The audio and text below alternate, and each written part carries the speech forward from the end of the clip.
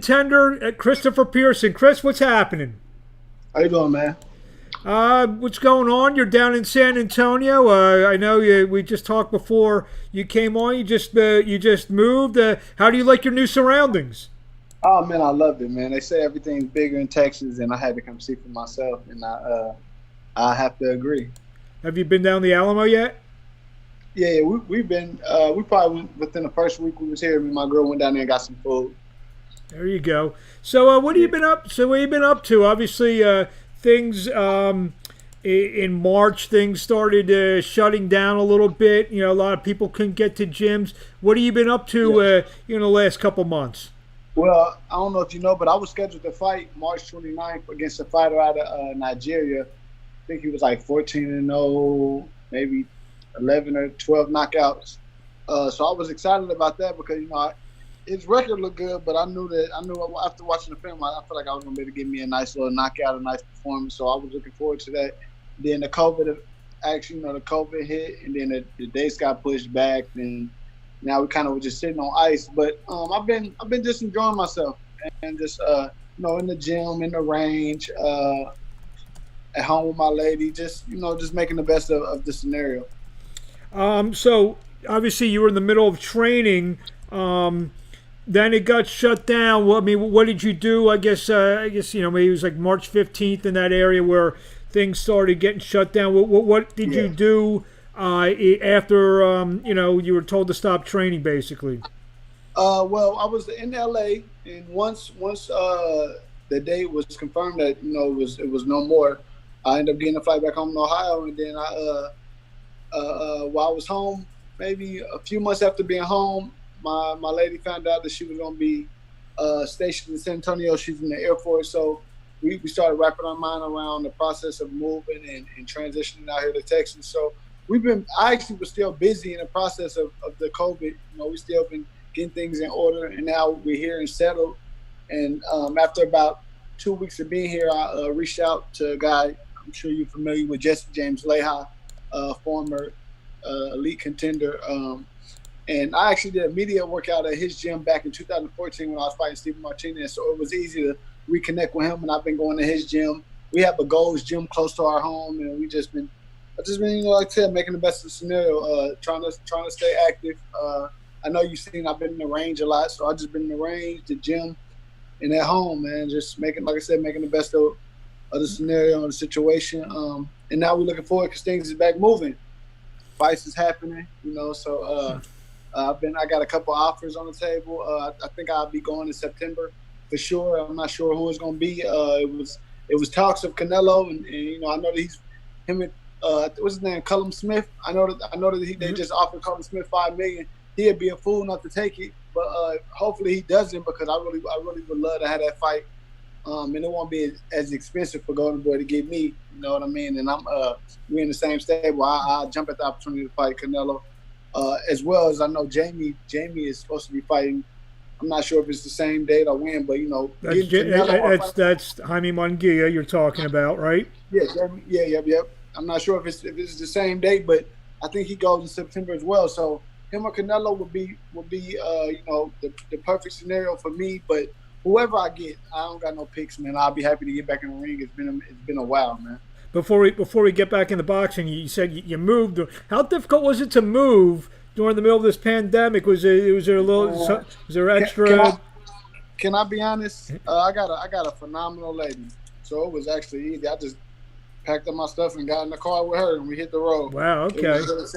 She really got everything situated. She had an interior designer come, and just it's been simple. I'm just along for the ride, man. That's how it felt.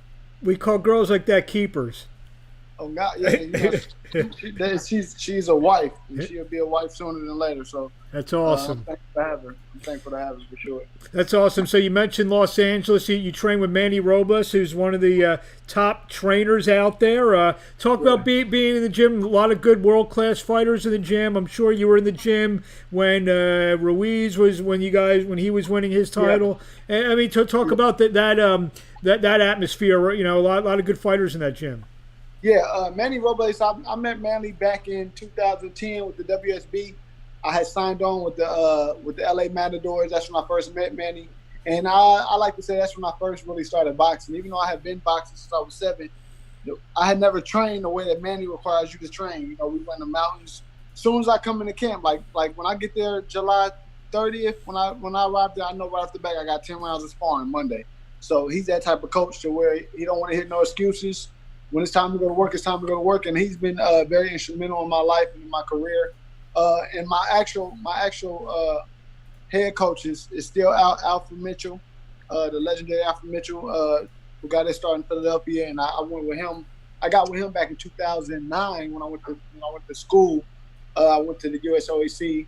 And then a year and some change later, I met Manny in the WSB. But they both have been, they've been lifesavers and blessings to my career, and I'm glad to have them. And I look forward to, cashing in and, getting that real hardware. I got a WBC regional belt, but I'm looking forward to getting that, a continental and then a world, or straight off the back, straight to a world title.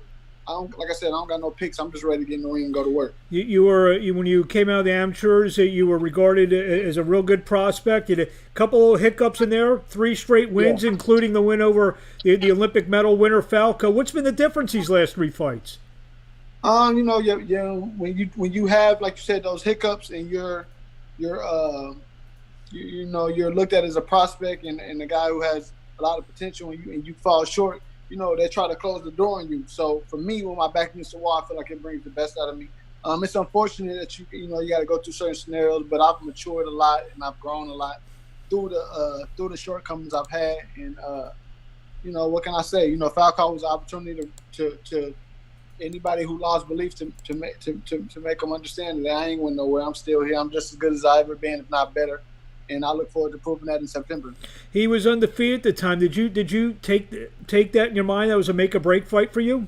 I don't get caught up into the records and undefeated or medals and all that. I've been boxing since I was 7. I've seen everything. So I know that this sport is a fickle sport. I know that when you got momentum, everybody loves you. I know when you fall short, everybody act like they're not human beings and nobody can lose or nobody can make mistakes.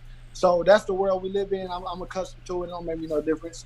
I don't get too up or too down on nothing. I thank God that I'm still healthy and I'm still one of the top names in the sport, regardless of anybody's opinion. I know that when people mention my names, the guys like the Canelos, the Mengias, they're not in a rush to fight me. And me having those losses is a way the guys can use excuses to try to make it seem like I'm not an elite fighter. But anybody who get in the ring with me or anybody who signed a contract to fight me know that they got their hands full. And it's going to be like that until I hang the gloves up, period. You mentioned, obviously, Canelo, Munguia. You're in a good spot with Golden Boy Promotions. They also have other fighters, Quigley, David Lemieux. Yes. David Lemieux, may be in your future at some point. You feel you're in a good spot with Golden Boy having those all those top names in and around your weight class? For sure. I got my start, with Al Heyman. But being with Al Heyman, I fought on a lot of Golden Boy cards. And then around, I think it was 2013, I went to Las Vegas just to go train. I ended up training at Floyd Mayweather's gym and having a conversation with him. And then we ended up going to play some ball at 24 Hour Fitness. And he kind of took me under his wing. And, I ain't going to say he sweet talked me, but he told me, he Floyd. Austin, I'm a fan of him. He's one of the greatest, if not the greatest of all time. So to have him interested in me, it was like overwhelming. And, I was excited that he even cared enough to, want to give me an opportunity. So I signed with Floyd when I didn't really need to because I already had Al Heyman. And now from a business standpoint, it might not have been the best move, but like I said, Floyd was one of my idols growing up. So I don't regret nothing. Or I feel like that scenario could have been even better if I did what I was supposed to do. And like I said, I was going through a lot of growing pains, and it is what it is. But I'm thankful for the opportunity. But Golden Boy was always around, and I knew that once I got a little bit more momentum, that I would be able to get with Golden Boy, and the sky would be the limit. And as of right now, that's what it's looking like. You said something that struck my mind. What kind of ball player is Mayweather? Can he play? He has a champion engine. So conditioning wise, before it's like skill for skill, he's a great boxer, and he's a maybe an average basketball player at best. There you go. When people watch it, that's what they're going to take out of this interview. I bet hearing that Mayweather's an average basketball player or something. So we mentioned Golden Boy. You're also with a tremendous management group with Split Team Management. Talk about them, Dave McWater, and what he brings to the table with you. Oh man, Dave McWater I said Manny and Al were blessings and lifesavers, but Dave McWaters over these last 2 years, man, he's been like Kobe Bryant in the fourth quarter. He's been clutch for my life and for my career, and I can't thank him enough. That's why I'm so excited to possibly get a fight like a Canelo or a Jamie or any of those champions, because I wanna become a world champion under the banner of Split Sea Management and under Dave McWaters as my manager, because I'm indebted to him, man. And outside of money, just the fact that he still believed in me with the shortcomings I had. My dad reached out to him. He didn't hesitate. He said, "Yeah, we'll take him." And he's giving me opportunity. And like I said, man, it's just I'm thankful. I'm thankful for the situation I'm in right now, and I know that the sky's the limit. You mentioned that you're going. You mentioned me before we got on. You're going to go back out to LA to train on July 30th. Yeah. With everything going on and opportunities, the people need to seize opportunities out because the way the schedule's going to be. How many weeks of training out there do you think you'll need before you're ready for, even if they call you for a bigger fight? Yeah, I mean, honestly, all I need is 5 weeks. Anything 5 weeks or more, I could fight Goliath and be confident. So I don't need much. I've never been a fighter that needed a lot of time to train. Now, unfortunately, sometimes I might have kicked things up a little bit too late, just because I'm very talented. I know my talent. I know my ability. But as a man, you get older, you get mature, and you realize that you got to seize every day and take advantage of the opportunities when you get a 6, 7, 8 week training camp. Because I know I'm in a position now to where they might. It's been a numerous occasions where they didn't hit me with the little 3 week, the little 12-day notice. Like I'm not in that position to where I got to take that. Mm-hmm. So I need at least 5 weeks. In 5 weeks, I'll fight Canelo. I'll fight Anthony Joshua. If you give me 5 weeks to prepare, you know what I mean? So that's where I'm at with it. So I think July 30th will give me enough time to, if I get Canelo, Munguia, or David, whoever, 5 weeks is more than enough time.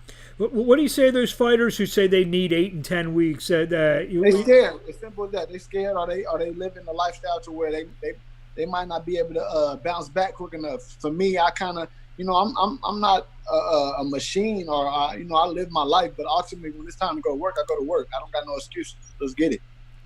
The state of the division, obviously we mentioned Canelo and some of the other guys. Obviously, Charlo just signed to fight Deverenchenko yesterday. Yeah. And where do you see yourself? How do you break down the 160? And I know you said in the right circumstances, 168, you'd take an opportunity there. But 160 right now would be the most ideal for you, correct?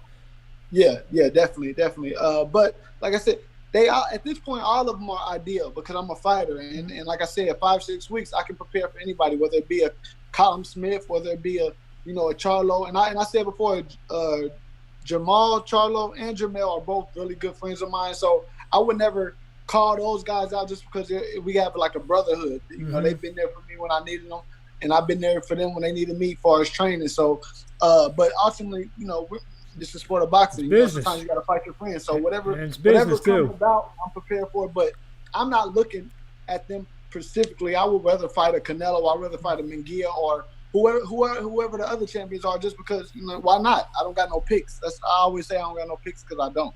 Have you heard anything from your promoters about who they may want to put you in with, or? They told me I got the call for Canelo. I was excited, but come to find out, a lot of guys got the call. So, and I know that with the talent that I possess and the skills that I bring to a fight, I would imagine Canelo picking a guy like Quigley or Toriano Johnson, or if he or go for a bigger, more solidified name like a Colin Smith. Like that makes sense to me. I understand that. Like, why would he want to fight me? Because I'm too dangerous. Ultimately, that's what it comes down to. Now the Jamies, Jamie or Quigley or any of those guys, I feel like I would wash. I feel like I'm a better fighter than them. I feel like the only guy who will pose a serious threat is Canelo, just because his experience. Talent for talent, I don't think he's better. I think I'm better. But I think that he's been proven over and over at an elite level, and you got to respect that. You got to take your hat off to him. But anybody other than Canelo, whoever else you could think out at 160, I don't think nobody's special. Demetrius Andrade, I told you Charlo, that's my bro, but But any of the whoever, bro, none of them guys really strike no fear in me at all. Would you feel maybe the quickest way to a Canelo fight is to beat one of those Golden Boy guys, the Quigleys? Absolutely. That's why I don't feel like, for me, I feel like it's simple. I feel like it's just a matter of having a date, which we have, which is September 12th. And it's a matter of the guys who have position, like a guy like Jamie. I salute those guys because they put themselves, not only just the A side, they put themselves as the headline. So they get to pick and choose who they want to fight. My thing as a fighter is I just hope they pick me because I know that I can seize the opportunity and make the most of it. But I don't expect them because I know that it's a business. Who wants to fight a southpaw who was talented as I am? Like, realistically, I understand it. And I know before you fought him, Falco was in the mix for, I don't know, say Canelo, but for some other bigger names. I know he was attached to them. So you beat him. So don't you feel that, you know? Absolutely. Like I said before, I don't really feel like I have anything to prove to anybody that's under the elite level. Like, you feel me? I've beaten Olympians in Falco. I beat an Olympic gold medalist from Kazakhstan in the WSB.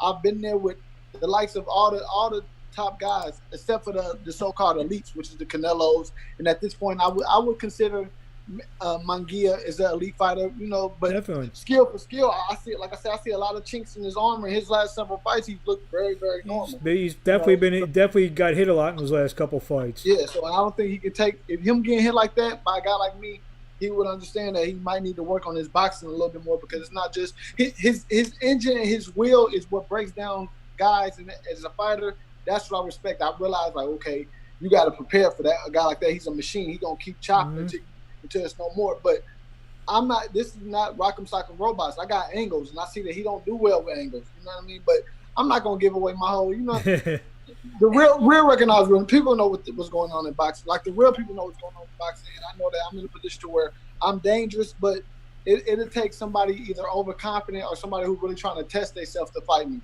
And I'm hoping that a guy like Canelo or Jamie is at that stage in their career. There you go. A couple last questions. What do you want to say to the fans out there? Well, I don't know what fans is. I got family and I got some people that support me. I look at as family and I thank you and I cherish your support and your love. The people who doubt me, you motivate me. Keep doing what you're doing. Keep typing away and saying whatever you got to say. And we'll see you guys in September, Lord willing. And where do we find you on social media for anyone who wants to follow you?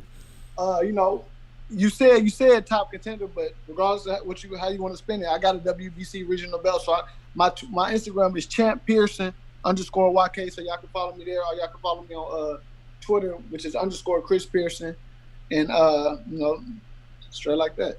There you have it, Christopher Pearson. First of, I hope many interviews with you. You've obviously you've been very engaging here, very enlightening interview, and you have a great story. And we hope to see you. But maybe we'll talk to you before your fight in September. Oh man, thanks for having me, and I appreciate it. Our pleasure. Thank you.